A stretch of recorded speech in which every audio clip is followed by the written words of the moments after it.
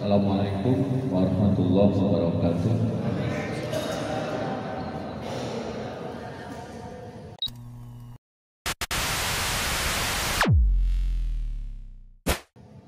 Alhamdulillah, alhamdulilladzi 'allama bil qalam, 'allamal insana ma lam ya'lam.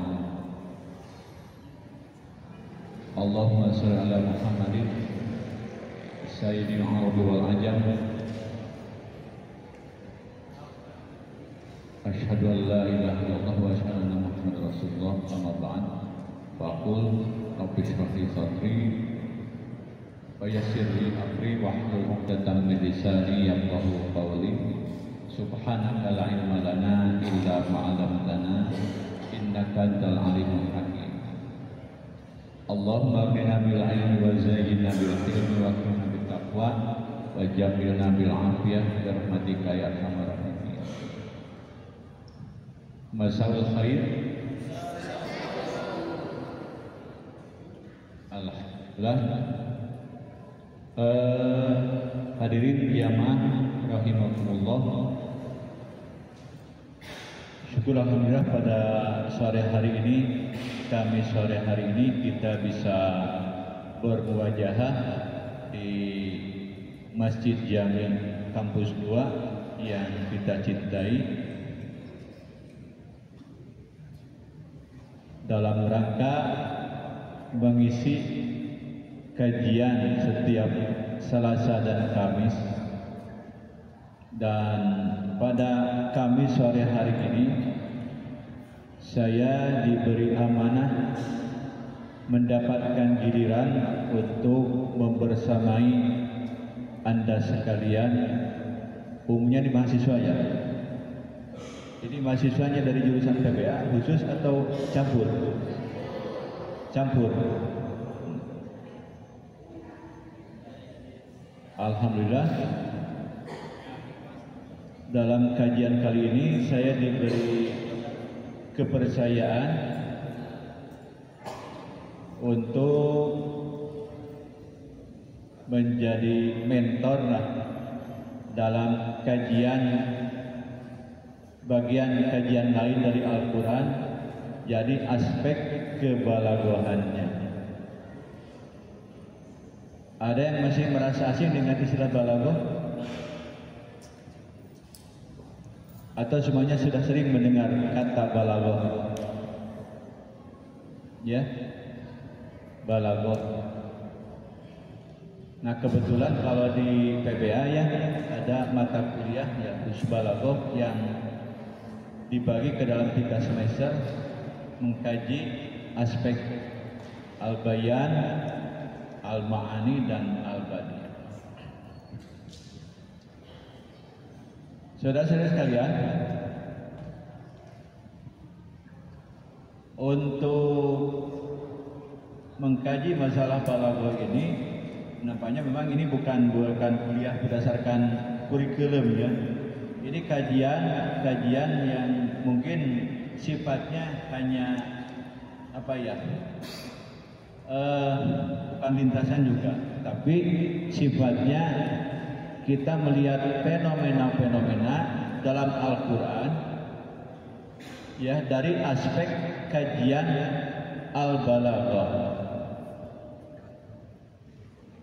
Dan yang populer dari al-balaghah ini yang menjadi bahan kajian ini umum dari kitab-kitab ini membahas mengenai 3 aspek, 3 fan, 3 janib. Yang pertama ada aspek al-bayan, yang kedua aspek al-ma'ani, ini bukan ilmu makna ya, al-ma'ani, dan yang ketiga aspek al-badiyah. Nah yang mungkin akan kita bicarakan dalam kajian yang saya pegang atau yang diamanahkan kepada saya ini lebih melihat nanti aspek-aspek yang 3 tersebut dari balaghah ini. Dan kita tidak akan mengkaji Al-Quran secara keseluruhan karena betapa luasnya, dan itu butuh kajian yang waktu yang cukup lama. Namun ini kita hanya membicarakan atau menyoroti fenomena-fenomenanya saja, mazahir dari aspek bayan, ma'ani dan badi.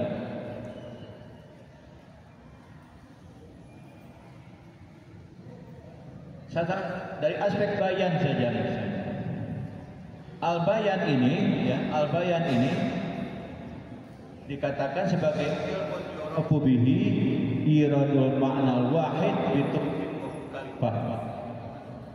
ilmu yang membahas tentang bagaimana kita menyampaikan satu gagasan dengan cara atau melalui berbagai macam redaksi. Nah, ini yang dikaji dalam ilmu bayan.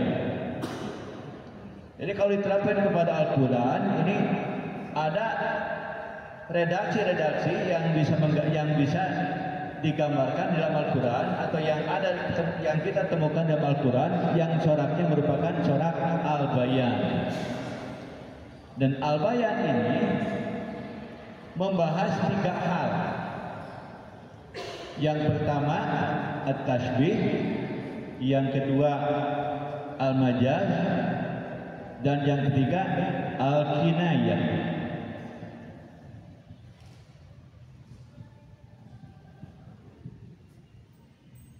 Satu, kita ambil saja kita aspek tasbih. Tasbih yang kalau dalam bahasa kita diterjemahkan dengan perumpamaan, atau mungkin kalau dibandingkan, dianalogikan dengan sastra kita dengan gaya bahasa perbandingan. Nah, banyak sekali kita menemukan fenomena-fenomena perumpamaan dalam Al-Quran. Ya, dari Al-Baqarah misalnya, ada ayat yang berbunyi masaluhum kamatsalil ladzis sauqadana. Perumpamaan mereka itu seperti orang yang menyalakan api. Yang bagaimana itu kan penjelasan. Kemudian dalam surat Al-Baqarah kita menemukan ayat yang berbunyi alladzina yunfikuna amwalahum fi sabilillahi kamatsali habatin ambatat sab'a sanabil fi kulli sumbulah mi'atu habba. Itu juga ada perumpamaan dalam ayat-ayat lain banyak. Atau untuk menjelaskan kerasnya hati itu dikatakan fahiya kahijarah au asyaddu qaswa. Nah, dengan perumpamaan ini apa hikmahnya? Ternyata Al-Quran memberikan penjelasan Al-Bayan, memberikan penjelasan supaya lebih jelas bagaimana gambaran orang yang berinfak di jalan Allah, bagaimana orang yang orang yang munafik atau yang hatinya sakit itu seperti apa. Kemudian di dalam surat lain, misalnya di dalam surat An-Nur, alladzina kafaru amaluhum kasalih. Dalam surat yang lupa lagi surat apa itu? Alladzina kafaru a'maluhum kasarabin biqi'ah yahsabuhu dhama'anu ma'an hatta idza ja'ahu lam yajidhu syai'an. Nah, dengan perumpamaan itu, ya, Allah mengajak hambanya atau mengajari hambanya untuk menggunakan imajinasinya agar mendapatkan gambaran yang jelas dengan perumpamaan tersebut. Sehingga dengan gambaran ini, baik yang sifatnya hissi, indrawi, maupun yang akli, yang abstrak, hissi yang konkret maupun akli yang abstrak, itu membawa imajinasi bagi setiap mukhotobnya, setiap mustamiknya. Kita akan mendapatkan gambaran apakah tentang surga, apakah tentang neraka, apakah tentang amal-amalan, apakah tentang perbuatan apapun, itu digambarkan dengan perumpamaan-perumpamaan. Kita mendapatkan gambaran surga itu kan seperti apa itu dengan perumpamaan seperti begitu. Nah, dengan demikian ini di dalam balaghah dibahas dalam aspek al-bayan. Salah satu bagian dari balaghah yang dapat mengajarkan kita untuk melakukan khayal, imajinasi. Kita akan mendapatkan gambaran seperti itu. Nah, dengan didapatkan itu dalam ilmu bayan. Yang pertama yaitu dengan cara perumpamaan atau tasbih di dalam istilah balaghah. Kemudian yang kedua, di dalam ilmu bayan itu, redaksi yang kedua bisa dipilih adalah adanya fenomena al-majaz, baik isti'arah maupun majaz mursal. Ini bagi anak-anak bahasa Arab mungkin tidak asing, tapi bagi yang lain mudah-mudahan ini juga dapat menjadi tambahan pengetahuan. Nah, ini ada istilah majaz. Nah, di dalam Al-Quran banyak sekali ayat-ayat yang ditengarai bisa berkategori majaz. Majaz ini ya di dalam pengertiannya adalah lafzun, kalau berbicara lafzun au ibaratun ustumilat fi ghairi ma wudi'allah li alaqatin mani'atin min iradatil makna al-hakiki. Nah, di dalam Al-Quran banyak ditemukan fenomena-fenomena penggunaan kata, penggunaan lafaz, penggunaan kalimat atau penggunaan ibarah yang itu tidak bisa dipahami secara literal.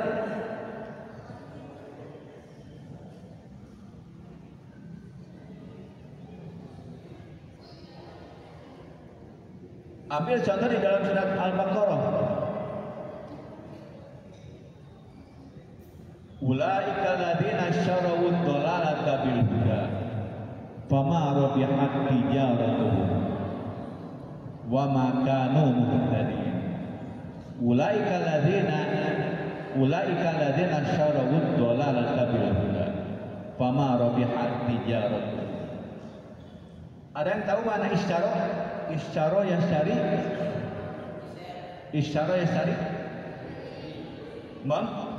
Membeli. Coba terjemahkan.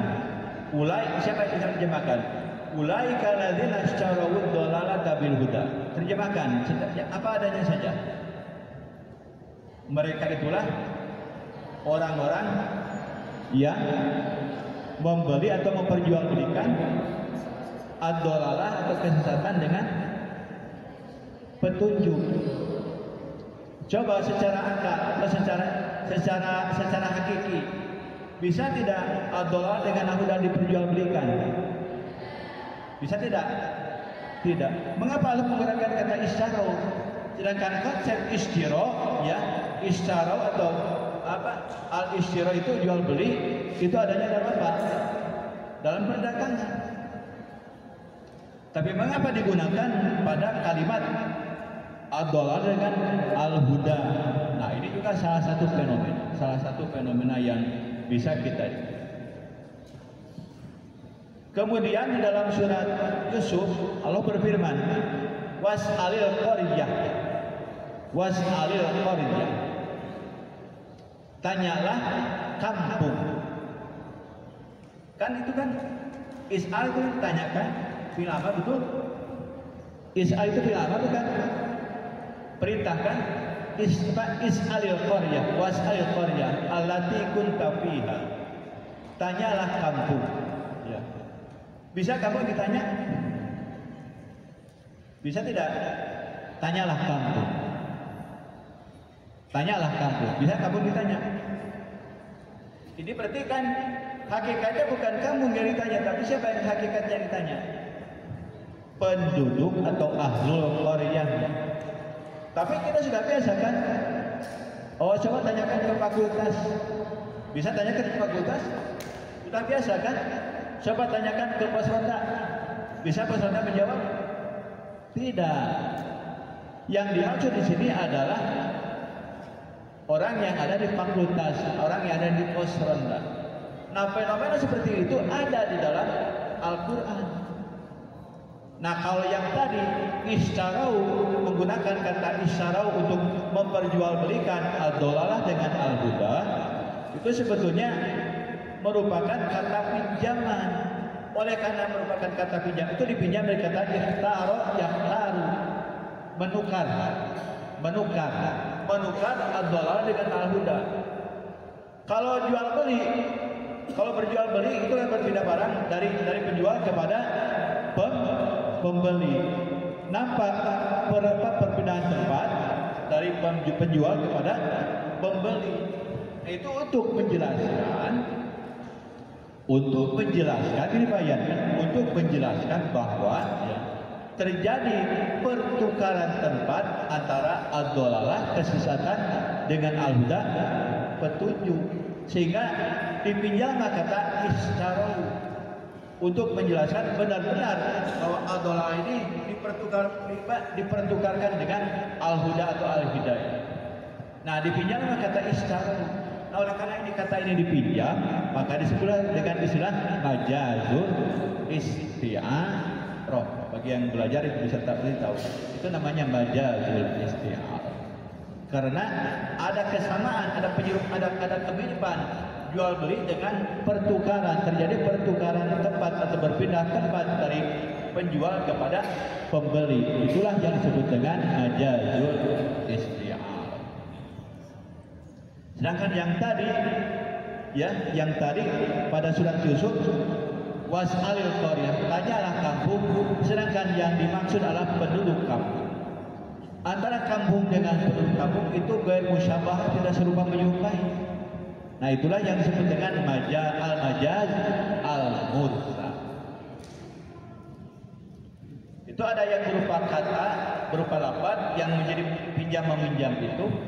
Ada yang juga berupa ungkapan-ungkapan. Itu nanti akan bisa kita bahas pada minggu selanjutnya. Kemudian ada juga pada ayat yang lain. Masih dalam surat Yusuf. Ketika Yusuf dimasukkan ke dalam penjara, Yusuf bertemu dengan berapa orang di penjara? Siapa yang hafal? Berapa orang yang bertemu Yusuf di penjara ini? Ketika Nabi Yusuf dipenjarakan, berapa orang? Dua orang. Kalau kata salah satu orang yang ada di penjara itu, dia meminta fatwa kepada Yusuf untuk mentabir mimpinya. Apa mimpinya? Mimpi salah seorang dari yang ada di dalam penjara itu, dia mengatakan begini, inni arani aksiru khamra. Aku bermimpi memeras arak.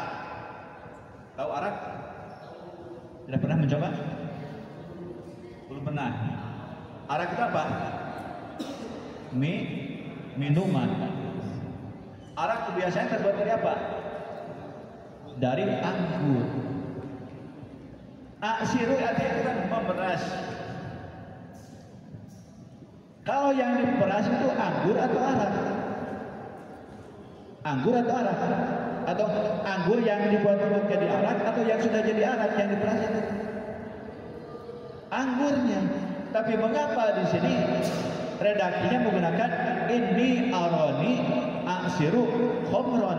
Jadi saya mimpi memeras arak, bukan mimpi memeras anggur. Nah, itu juga ada, itu juga merupakan fenomena daripada ilmu bayar. Masuknya kepada wilayah al-majaz al-mursal. Itu majaz. Kemudian yang ketiga, dalam surat Al-Isra Allah berfirman, la taj'al yadaka maghlulatan. Siapa yang hafal? Cung. La taj'al yadaka. Ibu-ibu? Ibu-ibu bukan. La taj'al yadaka maghlulatan ila unuqik wala tabsutha kullal basti. Itu kalau digambarkan la taj'al yadaka maghlulatan itu bagaimana? Ini janganlah membelenggukan tangan di mana? Di leher. Jangan membelungkan tangan di leher. Dan jangan kau bentangkan sebentang-bentangnya. Jadi jangan begini dan jangan begini. Coba, ada yang sudah belajar usul fikih? Apa kaidah usul fikih tentang sekat nahi itu? Al-aslu fin nahyi, al-aslu fin nahyi lil tahrim. Kalau kita terjemahkan, kalau kita pahami ayat tersebut secara literal, secara lahiriah ayat, berarti haram apa? Haram membelenggukan tangan di leher dan membentangkan tangan. Apakah Anda memahami seperti begitu? Apakah pemahaman kita seperti begitu? Bahwa haram hukumnya kita membelenggukan tangan di leher atau membentangkan tangan sebentang-bentangnya, seperti apa dilakukan oleh polisi lalu lintas misalnya. Apakah itu yang jadi pemahaman kita? Begitu tidak? Apa yang Anda pahami?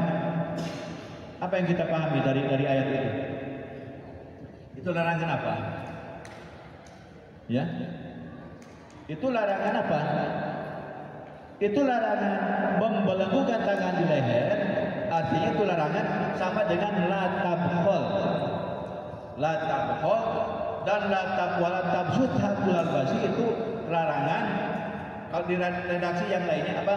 Redaksi secara itunya secara jelasnya adalah la tubadzir. Tabdzir. Jangan berbuat pikir dan jangan menghambur-hamburkan, jangan dipoyak-poyakan. Nah, itu dari mana kita pahamnya? Itu pemahaman bahwa ungkapan tersebut ada dalam ayat tersebut ada fenomena ilmu bayan juga. Yang ketiga yaitu berupa apa? Kina. Dalam surat Al-Furqan, yauma ya'dul apa itu? Ada yauma ya'dul mujrimat yadahu. Pada hari orang yang itu menggigit tangannya. Maksudnya apa menggigit tangan? Menggigit tangan itu apa maksudnya? Yandam. Mana yandam? Menyesal. Asalnya kalau dalam budaya kita menyesal itu apa? Gigit jari. Bukan menyesal, bukan gigit tangan, bukan. Nah ini juga selain itu merupakan kinayah, tapi ada juga di sana ada fenomena majaz. Yang disebutkan di tangan sedangkan yang maksud adalah ujung jari. Antara tangan dan ujung jari itu goyer musyabahah, makanya masuk ke dalam wilayah majaz mursal. Sedangkan pada ya'adu yadanya itu adalah kinayah. Nah, itu paling tidak ada 3 fenomena. Nah, kalau kita tidak memiliki bekal ilmu seperti itu, diantaranya misalnya nih, walaupun ya bukan satu-satunya ilmu untuk membaca Al-Quran, tapi jika itu saja kita lewati untuk kita pelajari, ya betapa tidak mudahnya kita memahami Al-Quran. Ternyata ada fenomena seperti begitu. Ya. Itu yang pertama ilmu bayan, ilmu yurafu bihi iradul ma'na wahid biturukin mukhtalifan. Ilmu yang mengajarkan bagaimana cara menyampaikan satu gagasan dengan berbagai macam redaksi, dan redaksi yang dimaksud adalah at-tasbih wal bayan wal at-tasbih wal majaz wal kinayah. Nah, itu yang dipelajari dalam al-bayan. Kemudian yang kedua adalah aspek al-ma'ani. Ma'ani, ini berbicara tentang itu. Ma'ani tentang gagasan-gagasan. Ilmu yang mengajarkan bagaimana kita menyampaikan kalam ya yang al-muttabiq dengan muqtadal hal. Ilmu yang mengajarkan bagaimana ta'diyatul makna al-jalil al-muttabiq li muqtadal hal. Bagaimana kita menyampaikan gagasan agar sesuai dengan tuntutan keadaan. Coba ini dalam budaya kita. Anda berbicara dengan orang sebaya, dengan orang di bawah usia kita dan orang yang usianya di atas kita, atau dengan orang tua, ada bedanya nggak caranya? Ada bedanya nggak? Kenapa? Kenapa kita membedakan cara, atau kita merasa dituntut untuk berbicara dengan anak-anak begini, atau dengan orang yang di bawah kita begini, dengan orang yang sebaya begini, dengan orang yang di atas kita begini? Mengapa? Masing-masing kan ada tuntutannya kan? Masing-masing ada tuntutannya. Nah, hal ini di dalam balaghah juga menjadi salah satu bagian yang dipelajari, adanya di dalam ilmu ma'an. Nah, di dalam ilmu ma'an ini banyak sekali kajian-kajian yang bisa kita pelajari. Misalnya dari aspek tentang al-khobar wal insya. Nah, khobar di sini bukan khobar sebagai pelengkap mubtada, bukannya. Al-khobar itu sejenis kalam. Ada jenis kalam khobari, ada jenis kalam insya'i. Makanya ada pembahasan kalam tentang kalam khobari dan kalam insya'i. Kemudian dipelajari juga tentang al-qasru. Kemudian ada al-qasru wal wasl, ijaz, itnab, musawat. Kemudian musnad ilaih. Kemudian al-dzikru wal hadfu, ya, at-taqdim wa ta'khir. Banyak dipelajari di dalam ilmu ma'an. Ambil contoh tentang khobar. Khobar itu artinya berita. Kita ambil dalam pergaulan kita. Tentang khobar itu bagaimana teknik kita menyampaikan berita. Kita sebagai mutakalim menyampaikan berita kepada mukhatab. Memberitahu teman tentang kehadiran bapaknya. Kalau kita katakan bagaimana memberitahu kepada teman kita bahwa bapaknya sudah datang, kita katakan abuka qadim. Nah, itu kalau teman kita yang diberitahu percaya dengan apa yang kita katakan, abuka qadim, cukup, tidak usah mengatakan sesungguhnya atau apalagi bersumpah, tidak boleh. Cukup saja abuka qadim, ya. Dan teman yang diajak bicara percaya dengan kata-kata kita, itu sudah dianggap cukup.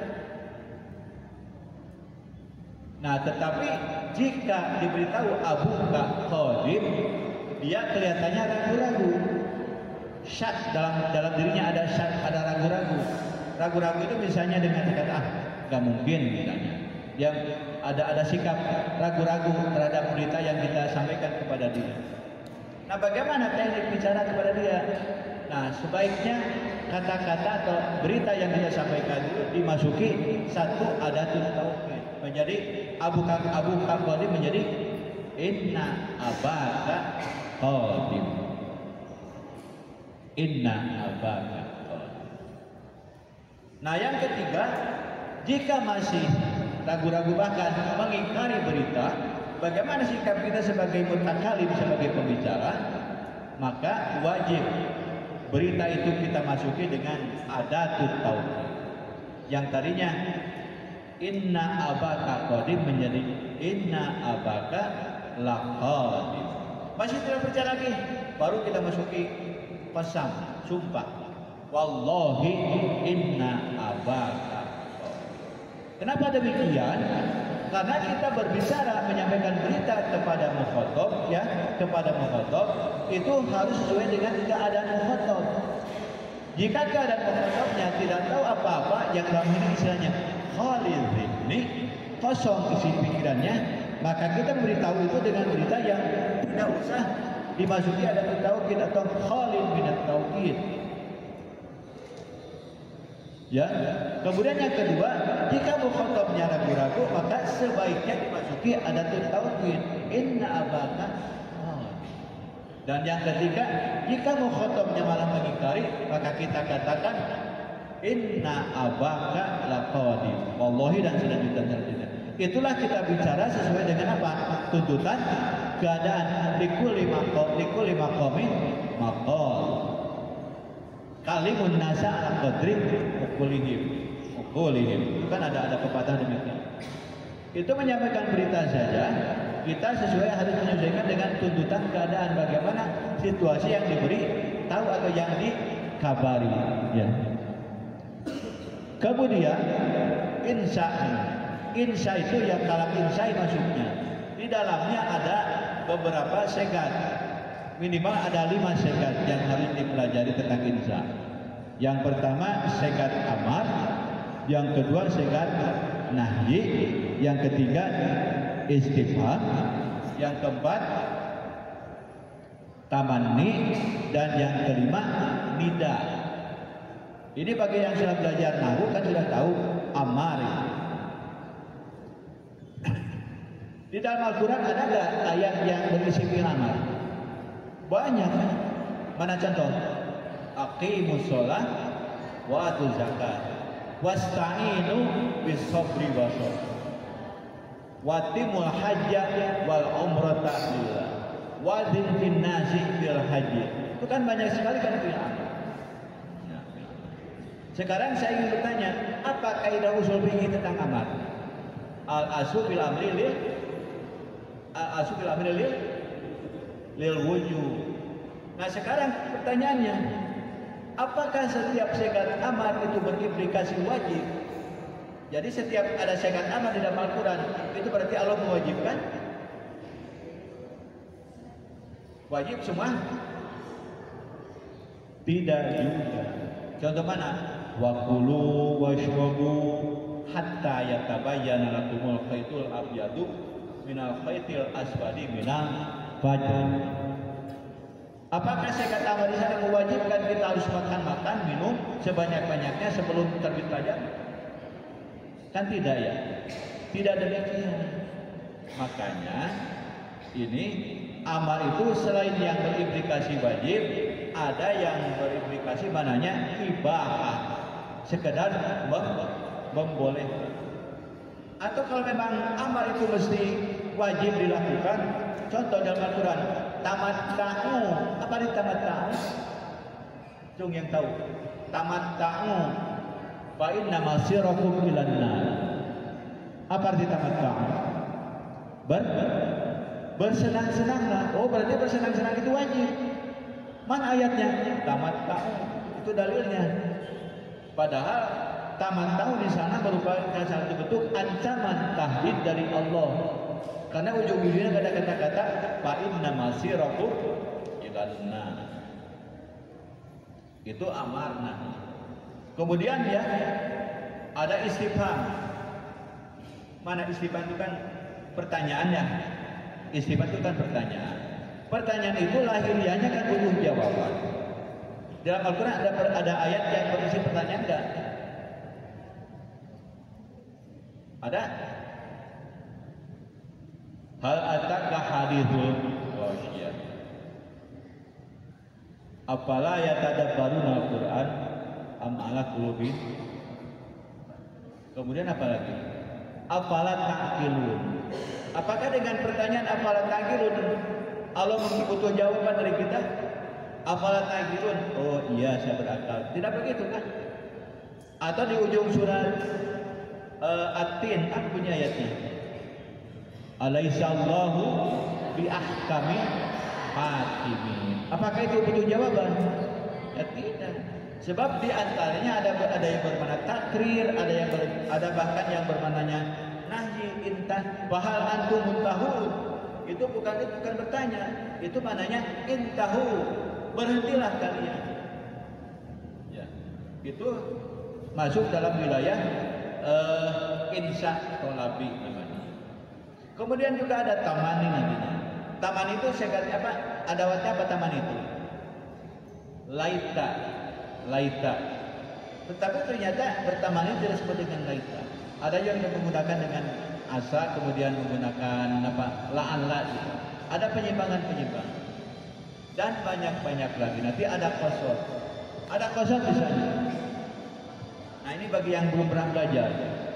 Apa terjemahnya? Iyyaka na'budu wa iyyaka nasta'in. dalam surat Al-Fatihah. Iyyaka na'budu wa iyyaka nasta'in. Apa terjemahnya? Jom, masa tidak tahu terjemahnya? Iyyaka na'budu wa iyyaka nasta'in. Apa terjemahnya?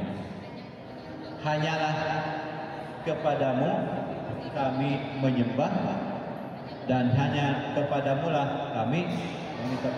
Pertanyaan saya, dari kata yang mana kita menerjemahkan hanya itu? Apa bahasa Arabnya hanya?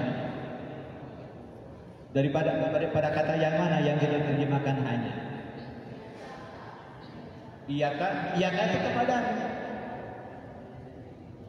Na'budu menyembah, kami menyembah. Iyaka itu kepadamu artinya. Yang saya tanyakan dari mana kata hanya? Coba, Neng, ketemu nggak kata hanya dari mana? Nah,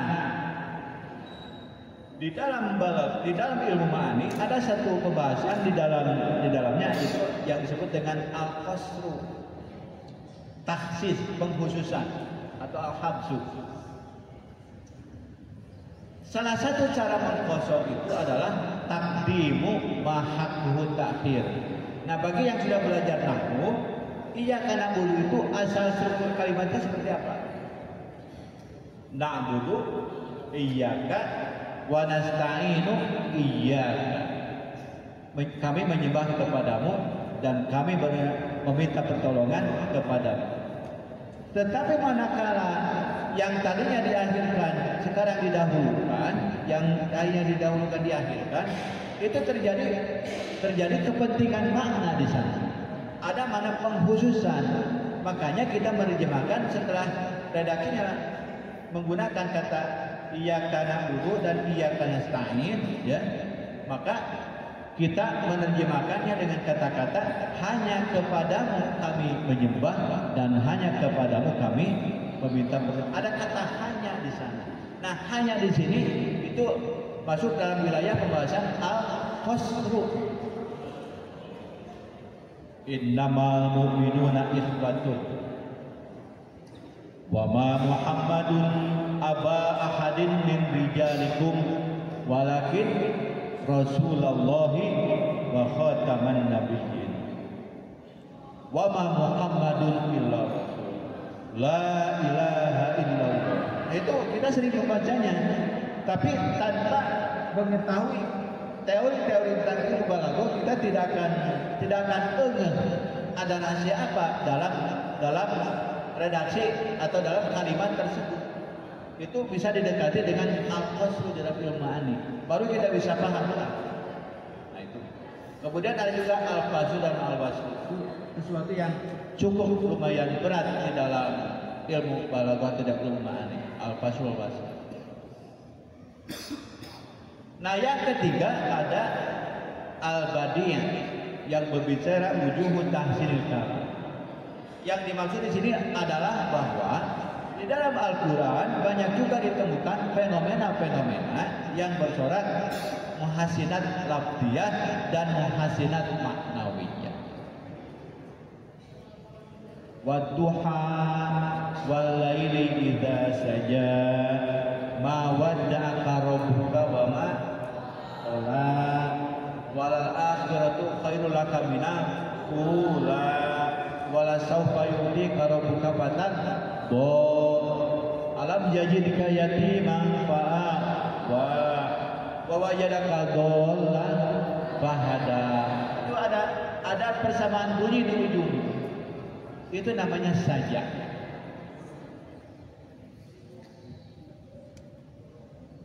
Atau di dalam Al-Quran kita menemukan dalam surat Al-Kahfi wa tahsabuhum aiqadhan wa hum ruqud. Ada kata aiqad dan ruqud. Apa arti aiqad?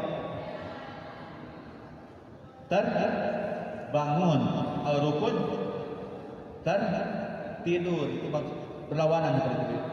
Ketika bergabung dua kata yang berlawanan dalam satu jumlah, dalam satu kalimat, itu disebut dengan istilah at-tibaq. Itu adanya di dalam pembahasan ilmu badi. Ya. Kemudian ada yang muhasinat ma'nawiyah, ini yang tidak mudah, yang tidak mudah. Coba dalam surat Ar-Rahman. Wasyamsu wal qamaru yang tertalan. Asyamsu wal qamaru bi husban. Terus wan najmu wasyajaru yasjudan. Coba terjemahkan asyamsu wal qamaru, matahari dan bulan. Kemudian ada wan najmu wasyajaru yasjudan. Dan najmu bintang, asyajaru. Nah, ini rata-rata kita menerjemahkan an-najmu itu bintang. Padahal ada tafsir yang lain yang menyatakan najmu di sana itu bukan bintang, tapi naun minas syajar. Salah satu macam daripada pohon-pohonan. Nah, itu dari mana? Nah, itu kita pahami apa yang disebut dengan istilah tauriyah di dalam ilmu badi yang masuk dalam muhasinat ma'nawiyah, berkaitan dengan makna kata. Sebab sebuah kata di dalam ilmu badi memiliki dua makna. Ada makna qarib, ghair murad, dan makna ba'id bahwa murad. Sedangkan yang di sini yang qaribnya bahwa an-najmu itu kita terjemahkan bintang karena memang sebelumnya ada kata-kata matahari dan bulan. Oh, berarti najmun berarti bintang karena dekat ke sana. Tetapi itu ghair murad. Sedangkan yang dimaksud adalah naun minal asjar, itulah yang muradnya. Katanya dalam tafsir. Itu dikenal dalam ilmu hadis yang disebut dengan tauriyah namanya, menyembunyikan sesuatu.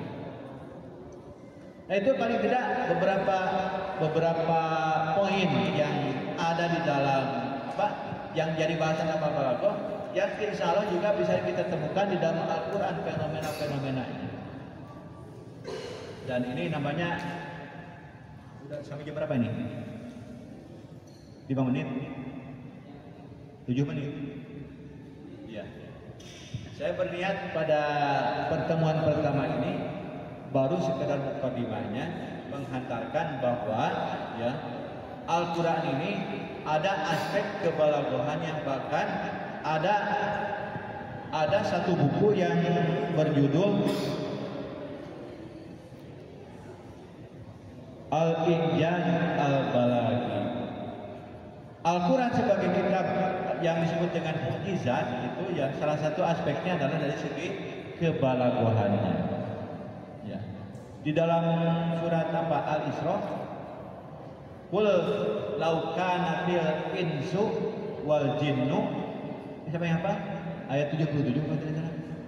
Qul law kana fil insu wal jinnu qul law itamatil insu wal jinnu ala an ya'tu bimithli hadzal Qur'an la ya'tuna bimithlihi walau kana ba'duhum li ba'din zahira. Katakan Muhammad, walaupun manusia dan jin berkumpul untuk membuat semisal Al-Quran, mereka tidak akan bisa. Walaupun satu sama lain saling membantu, saling menolong. Nah, ini artinya bahwa Al-Quran itu sesuatu yang tidak bisa ditiru, sesuatu yang asli, bukan buatan manusia, bukan kata-katanya Nabi Muhammad SAW. Itu merupakan satu kitab yang memang diturunkan oleh Allah Subhanahu wa taala yang banyak sekali argumentasi kemujizatannya, termasuk salah satu di antaranya adalah kemujizatan dari aspek al-balaghah. Dari aspek al-balaghahnya yang ini merupakan salah satu kajian kebahasaan yang bersifat sastrawi seperti itu. Nah, itu sebagai pengantarnya. Biasa ada tanya jawab. Ya, 2 orang saja dari Ikhwan dan dari Ukhtun.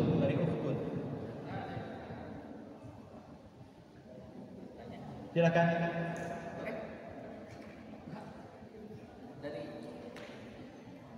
Dari ibu-ibu.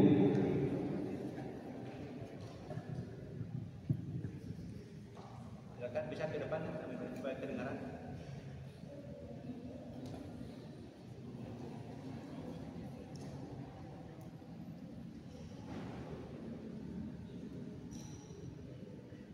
Ada pertanyaan? Bapak-bapak?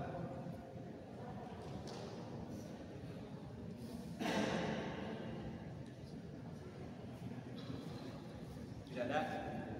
Cukup? Ada yang bisa dipahami tidak? Ya kita memang belum kepada materinya belum. Saya baru mengantarnya bahwa ini secara keseluruhan ada fenomena-fenomena itu. Ketika menyebut balaghatul Quran, ya, itu tadilah kita berbicara tentang 3 hal: aspek bayaniyahnya, aspek ma'ani maupun aspek badiiyahnya. Insya Allah nanti walaupun tidak seluruhnya, misalnya ini satu surat, tapi fenomena-fenomena dari beberapa surat, ya, baik itu unsur bayan, tasbihnya, majaz, kinayahnya, maupun unsur ma'ani, ya, khobat, insya, kemudian qasar, fasal, wasal dan sebagainya, ya, termasuk ijaz, itlaq dan musawat, itu yang juga sesuatu yang lumayan bisa kita kaji. Dan unsur badiiyahnya baik mahsinat lafziyah maupun mahsinat ma'nawiyah, dari keindahan lafaz, pilihan kata, maupun dari segi, ya, rahasia-rahasia yang ada dikandung dari secara maknawi. Itu yang insya Allah akan kita diskusikan pada pertemuan berikutnya. Betul tidak pertanyaan?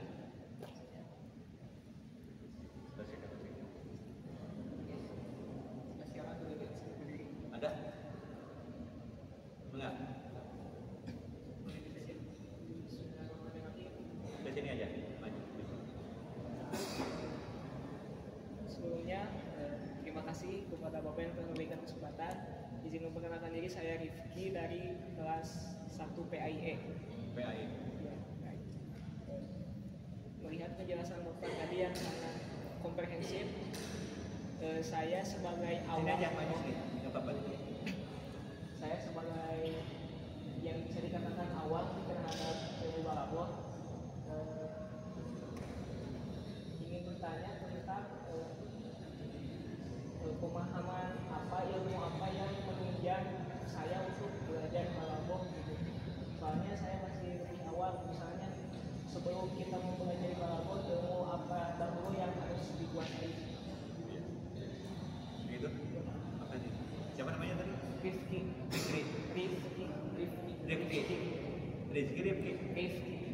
Rifki. Ya, oke. Makasih ya. Tadi salah seorang ikhwan kita menanyakan bagaimana atau apa saja yang mesti dipelajari sebelum kita belajar balaghah. Nah ini kalau di jurusan PBA, di prodi PBA, kita balaghah ini disajikan di semester 5 memang, ya, di semester 5. Artinya mengapa tidak itu disampaikan di semester pertama atau semester kedua? Karena yang menjadi prerequisite, prasyarat untuk mengikuti mata kuliah balaghah ini harus ya dinyatakan lulus dalam mata kuliah pertama ilmu shoroh dan yang kedua ilmu nahwu. Memang itu syaratnya. Apa sebab? Sebab di dalam balaghah ini ya sudah berkaitan dengan apa? Dengan tata dengan berbicara mengenai uslub, berbicara tentang gaya. Kalau berbicara gaya kan ibaratnya begini ya. Shoroh itu kalau diibaratkan dalam outfit seseorang, pakaian seseorang, shoroh itu celananya, celana panjang ya, pantalon. Sedangkan nahwu itu kemejanya dan balaghah itu dasinya. Jadi kalau sudah pakai celana panjang, pakai kemeja ya dengan bermerok apalagi pakai dasi kan gayanya, tapi style kan begitu. Ya, bagaimana pakai dasi padahal belum pakai celana kan? Atau pakai dasi tapi belum pakai kemeja kan begitu. Tapi tanpa menutup semangat adik untuk belajar, tetap itu tinggalnya di mana, di pesantren bukan? Tapi sebelumnya pernah pesantren, pernah belajar shoroh dan nahwu. Kalau sudah belajar shoroh dan nahwu, insya Allah tidak akan terlalu bingung. Sebab apa? Nanti di dalam al-balaghah itu dikenal ada istilah al-fasohah, berbicara tentang al-kalimah, tentang penggunaan kata, bagaimana yang fasih itu, dan yang berbicara tentang al-kalam, ya, tentang al-kalam. Berarti kalau berbicara kalam itu wilayah nahwu, berarti kan tentang al-kalam al-balik seperti itu. Tapi insya Allah kalau dengan semangat nanti ya digabungkan dengan itu. Karena misalnya begini ya, ambil contoh. Di dalam balaghah ada tasbih, Aliyun kal asad bisyaja'ah. Coba dalam kajian nahwu, Aliyun itu apa? Aliyun mubtada, kal asad jar majrur kan? Ya. Bisyaja'ah bi haraf jar, asyaja'ah majrur. Cukup kan sampai di sana. Dan Aliyun kal asad sebagai khobar yang syibhu jumlah kan? Aliyun kal asad itu khabarnya syibhu jumlah. Tetapi di dalam balaghah Aliyun itu istilahnya bukan lagi mubtada. Aliyun itu musyabbah. Al asad musyabbah bi. Kafnya bukan sebagai haraf jar tapi ada tasbih. Dan asyaja'ah menjadi wajhus syabah. Itu menjadi beberapa tempat kita akan mendapatkan istilah-istilah baru seperti itu. Tapi insya Allah kalau mau belajar tetap kita bisa itu. Kalau apalagi sudah punya dasar sorok dan nahwu. Terima kasih ya. Ada lagi yang lain?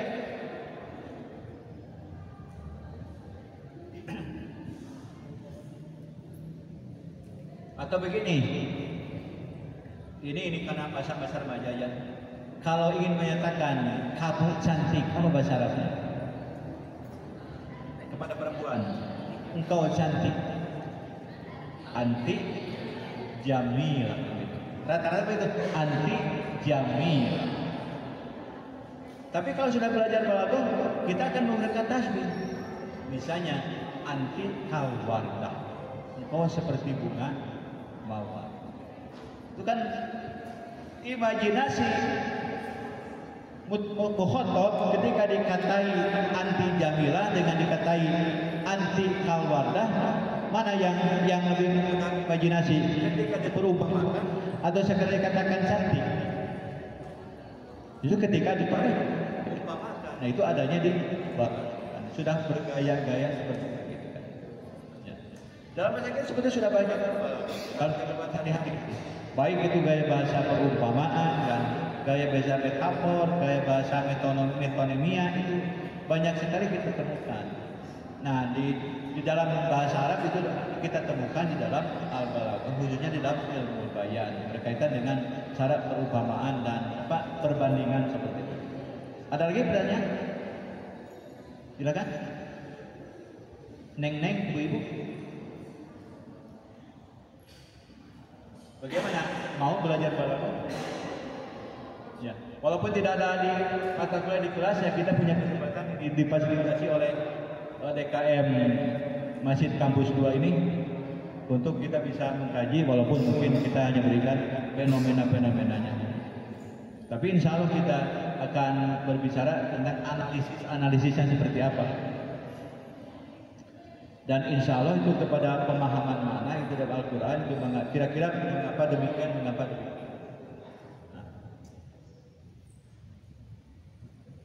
Tidak ada lagi? Ya, insya Allah kedepannya seperti saya sampaikan tadi kita akan langsung kepada fenomena-fenomena yang langsung kepada ayat-ayat dimulai mungkin dari awal sampai ke ujungnya. Tapi ini kan sampai bulan Desember ya. Yalah, pokoknya sedikit atau banyak yang mudah-mudahan kita akan mendapatkan manfaat dari kesempatan adanya dibukanya atau diselenggarakannya kajian keagamaan ini yang diberikan kepada saya berkaitan dengan kebalaghan Al-Quran. Kita akan melihat, oh ternyata Al-Quran itu indahnya itu dari aspek ini juga ada kan. Selain itu kan ijazah dari yang bersifat ilmiah kan, yang bersifat kisah dan sebagainya. Ada kita bisa mendapatkan keindahan dari aspek keindahan bahasa. Balaghah bisa dijadikan sebagai instrumennya untuk mengkaji keindahan Al-Quran atau keijazahan Al-Quran dari segi stilistika atau gaya bahasa. Ya kalau tidak ada rubbama naktafi bihadza, saya ucapkan kita cukupkan demikian. Syukran ala husni ihtimamikum wal afu minkum wallahu a'lam wa a'lamu bissawab. Wallahu yad'u ila daris salam wa yahdi man yasha' ila siratal mustaqim. Kita berdoa kifarat majlis. Subhanakallahumma wa bihamdika asyhadu an la ilaha illa anta astaghfiruka wa atubu ilaik. Ila liqa fil usbu' al qadim. Wassalamualaikum warahmatullahi wabarakatuh.